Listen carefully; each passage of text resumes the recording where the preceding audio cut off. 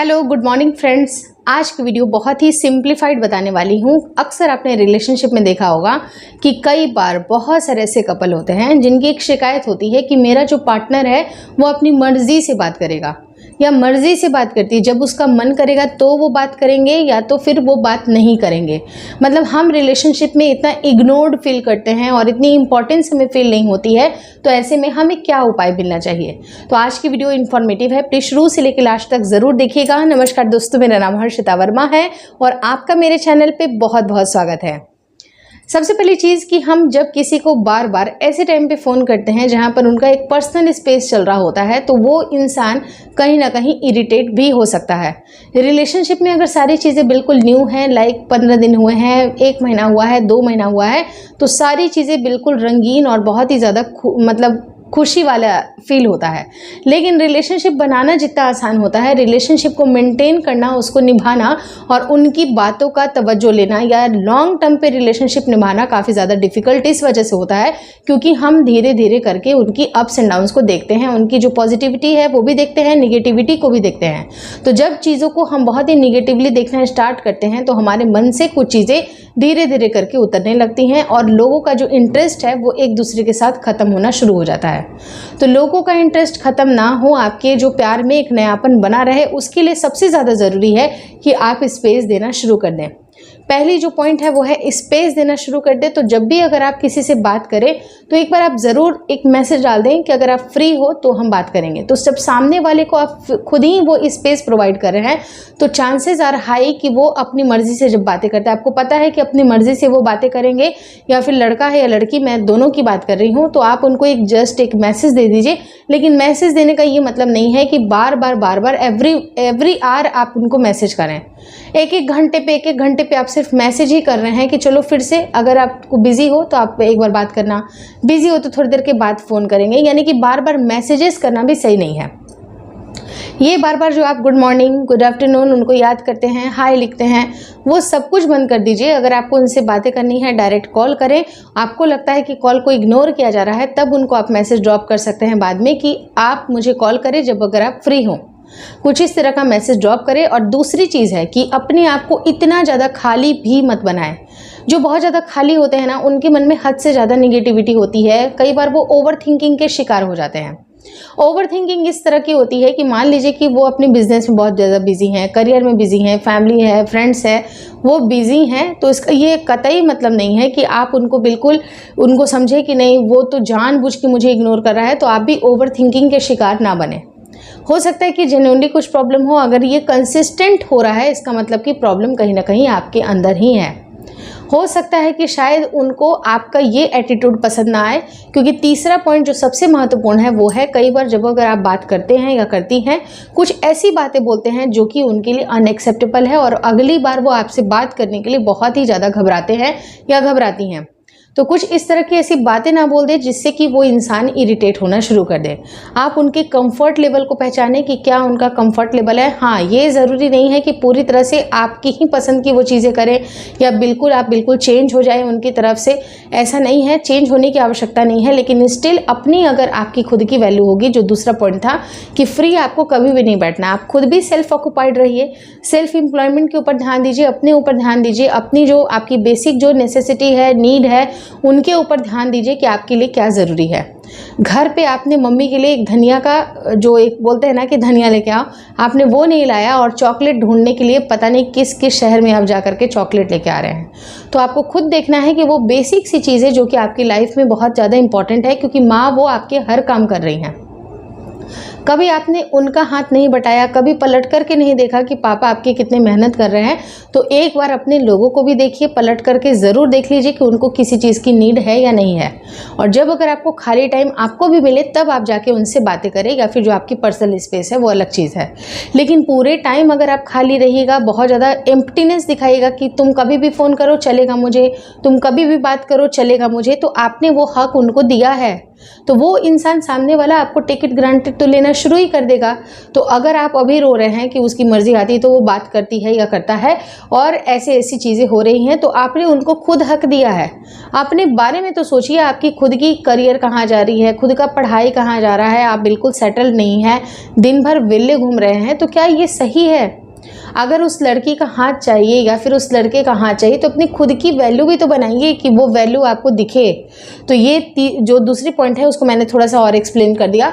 तो आप इस चीज़ को अच्छी तरह से समझे कि किस तरह से आपको उनसे बातें करनी है। अगर वो इंपॉर्टेंस अपनी दिखा रहे हैं, बहुत एटीट्यूड अगर है, ठीक है, लेट इट बी, आप उनको थोड़ा सा स्पेस दे के देखिए, थोड़ा सा उनको फ्री छोड़ दीजिए, सामने से उनका खुद कॉल आएगा।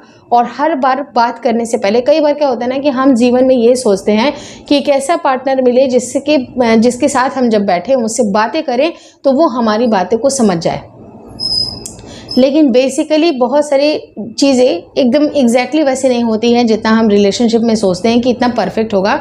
आपको बोलने से पहले भी सोचना पड़ेगा, क्योंकि हर इंसान की जो सेल्फ रिस्पेक्ट होती है ना, उसके प्यार से ज़्यादा बढ़ करके होती है। तो आप उनके सेल्फ रिस्पेक्ट को मेंटेन करें, आप उनको इतना पर्सनल स्पेस दें जहाँ पर वो अपने फ्रेंड से मिल सकते हैं, जहाँ पर उनका खुद का काम हो सकता है। तो इस तरह से आप उनकी लाडली या फिर लाडले बन सकते हैं। थोड़ा सा जहाँ पर स्पेस अगर इंसान को मिलता है, जहाँ पर वो थोड़ा सा ज़्यादा फ्री होता है, और जितना हो सके, जो फोर्थ इंपॉर्टेंट टिप है, जितना हो सके आपको ज़्यादा से ज़्यादा उनकी बातें सुननी है। क्योंकि सुनने से होता क्या है कि आपको उनकी बुद्धि के बारे में भी पता चलता है कि उनकी सोच कितनी ज़्यादा है, कितनी गहरी सोच है, कितनी ऊपरी लेवल की सोच है, आप वो अच्छी तरह से समझ पाते हैं और एनालाइज कर पाते हैं। लेकिन अपने हर चीज़ पे उनको टोकना भी बंद कर दे। जैसे 5वीं टिप बहुत इंपॉर्टेंट, कि आप हर चीज़ पे उनको टोकना बंद कर दे। ऐसे क्यों कर रही हो, ऐसे क्यों कर रहे हो, ऐसा क्यों चेंज कर लो इसको, ऐसा वो कर लो। तो हर बार जब इंसान किसी को टोकता है किसी छोटी छोटी बातों में, चाहे पहनावे में, बात करने के तरीके में, खाने के तरीके में, हर बार टोका टोकी जब शुरू होती है तो भी वो पर्सन इरिटेट हो सकता है। तो अपनी वैल्यू आपको खुद बनानी है। कोई इंसान आपको इग्नोर कैसे कर सकता है? अगर आप इतना वैल्यू आपके अंदर होगा तो वो इग्नोर कर ही नहीं सकता है। तो इन बातों को समझें। और रही जहाँ तक बात कि आपको ये लगता है कि नहीं, रिलेशनशिप तो बिल्कुल स्मूथली ही चलनी चाहिए, तो रिलेशनशिप एक दिन का गेम नहीं है कि उन्होंने आई लव यू बोला, आपने एक्सेप्ट किया, आपने बोला, उन्होंने एक्सेप्ट किया। एक दिन का गेम नहीं है। आपको हर दिन एफर्ट करने हैं, हर दिन ऐसी ट्रीटमेंट देनी है जिससे कि आपका रिलेशनशिप काफ़ी अच्छा चले। अब होता क्या है कि बहुत सारे मीम्स और जोक्स बने हुए हैं कि बाबू बाबू, और बहुत सारे आपने देखा होगा कि गर्लफ्रेंड्स कितना इरिटेट करती हैं। तो वैसी गर्लफ्रेंड्स, उस तरह की गर्लफ्रेंड्स नहीं बननी है। हाई वैल्यू वुमेन बनना है, हाई वैल्यू मेन बनना है, जो आपको खुद, मतलब होता है ना, इज्जत से सर झुकना चाहिए। सिर्फ गर्लफ्रेंड ऊपरी चीज़ों को देख करके नहीं, बल्कि उनको मन को देख करके, या फिर जो एक अंडरस्टैंडिंग होती है एक महिला के अंदर, वो होनी चाहिए जो कि एक पत्नी बनने के लायक होती हैं। तो आपको खुद अपने अंदर एक मैच्योरिटी लानी है। हाँ, बचपना बहुत अच्छा होता है, बचपने को जिंदा रखने वाला भी अगर पसंदीदा मर्द मिल जाए तो फिर कहने ही क्या, जीवन तो बहुत ही खुशहाल हो जाएगी।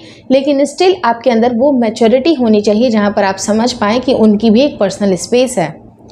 आप एक और भी गलती, जो 6th गलती जो कि अक्सर महिलाएं या पुरुष करते हैं अपने पार्टनर के साथ, वो होती है कि हम छोटी छोटी बातों पे ताना मारना स्टार्ट कर देते हैं। जो ताने होते हैं ना, बहुत ज़्यादा इरिटेट करते हैं। मान लीजिए कि उन्होंने आपको फ़ोन किया, आपको खुश होने के बजाय अगर आप ये बोले, हाँ अब तो तुमको टाइम मिल ही गया ना, तुम्हारे लिए तुम्हें इतनी इंपॉर्टेंट हुई नहीं, तुम्हारे लिए तो तुम्हारा बिजनेस इंपॉर्टेंट है, तुम्हारे लिए तो तुम्हारे वेल दोस्त इंपॉर्टेंट है, तो आप सबसे पहले तो उनके दोस्त के बारे में बुरा बोल रहे हैं। दूसरी बात, वो जिस रोजी रोजगार से जुड़े हुए हैं, आप उस बिज़नेस को ख़राब बोल रहे हैं, जबकि आपको पता है कि उनके पैसे पे ही जैसे कि थोड़ी इनकम आ रही है, तो आप भी अटैच्ड हो कहीं ना कहीं वो, मतलब ये हार्श रियलिटी, इसको आप बुरा मत मानिएगा जो मैं आपको बोल रही हूँ। तो कोई भी चीज़ अगर उनकी आप बुरा बोलोगे तो उनका जो मन होता है ना, वो उतनी फीलिंग आती ही नहीं है। वो दोबारा आपको फ़ोन करने से डरेंगे। तो वो क्यों आपको फ़ोन करेंगे? बजाय इसके कि आप उनको ताना मारें, आप उनको बिल्कुल क्लियरली अच्छे से बोले कि वाह आपका फ़ोन आया, मुझे बहुत अच्छा लगा। कुछ भी अगर आप पॉजिटिविटी फैलाइएगा तो पॉजिटिविटी ही फैलेगी। अगर आप निगेटिविटी फैलाइएगा तो पूरा का पूरा माहौल ही निगेटिवली वो घुस जाएगा। मतलब उसको आपको कैसे देखना है? कोई इंसान खुश पर्सन के साथ मिलना, खुशी से जो बातें करते हैं, खुश होने वाला जो इंसान होता है, उसके साथ बैठना और उनके साथ की संगति, कंपनी उनको पसंद आती है। किसी को भी दुखी लोग पसंद नहीं आते। तो इतना ज़्यादा दुख, इतनी ज़्यादा परेशानियाँ आपको, अगर आपको खुशी भी है, तुरंत से उनको अगर डर हो जाएगा कि ये लड़की पक्का अगले समय में इस तरह का रिएक्ट करेगी, आपको उस तरह का रिएक्ट नहीं करना है। आपने जो जो गलतियां की हैं वो सब कुछ रेक्टिफाई करिए। आपका पति, आपका बॉयफ्रेंड आपके सजदे में सर झुकाएगा। आपको उस तरह की पर्सनालिटी बननी है। और हर किसी को खुश रखना बहुत ही डिफ़िकल्ट है, बहुत ही डिफ़िकल्ट है। अगर आपका पति भी है तो ज़रूरी नहीं है कि वो 100% आपसे खुशी हो, लेकिन कोशिश आप 99 का करें, कोशिश आप 98 का करें, लेकिन करें। 2% अपने लिए बचा लें, क्योंकि आपकी खुद की भी सेल्फ रिस्पेक्ट है। पीछे नहीं पड़ना है, चाहे वो पति हो, चाहे वो बॉयफ्रेंड हो, पीछे किसी के भी नहीं पड़ना है। अगर आपको बात करनी है, बिल्कुल आराम से आप बात करें, तवज्जो दें, इंपॉर्टेंस दें, टॉप प्रायोरिटी पे रखें। लेकिन उससे भी ज़्यादा टॉप मोस्ट प्रायोरिटी जो होनी चाहिए वो है आप खुद। आप अपने आप को अगर कीमत समझेंगे, अपने आप को कीमती समझेंगे, तो आप देखिएगा कि यही वो लोग हैं वो आपको पसंद करेंगे। यही सारे लोग, चाहे वो बॉयफ्रेंड हो, गर्लफ्रेंड हो, अदर रिलेशनशिप हो, वो सब कुछ आपको सारे लोग पसंद करेंगे। तो लोगों के पीछे भागना छोड़ दीजिए, लोग आपके पीछे भागना शुरू कर देंगे। तो यही एक साइकोलॉजिकल फंडा है, प्यार का हो, रिलेशनशिप का हो। तो रिलेशनशिप का एक साइकोलॉजिकल फैक्ट ये है कि प्यार के पीछे भागना, उनके पीछे बहुत ही ज़्यादा, मतलब उनकी लाइफ में घुसे रहना, वो आपको बहुत ही नेगेटिवली इम्पैक्ट करेगा। तो इस तरह की भूल ना करें। और इस वीडियो में जो भी जानकारी आपको दी गई है उसको आप प्रैक्टिकली फॉलो करें, आपके रिलेशनशिप सुधरने स्टार्ट हो जाएंगे। Thank you so much for watching.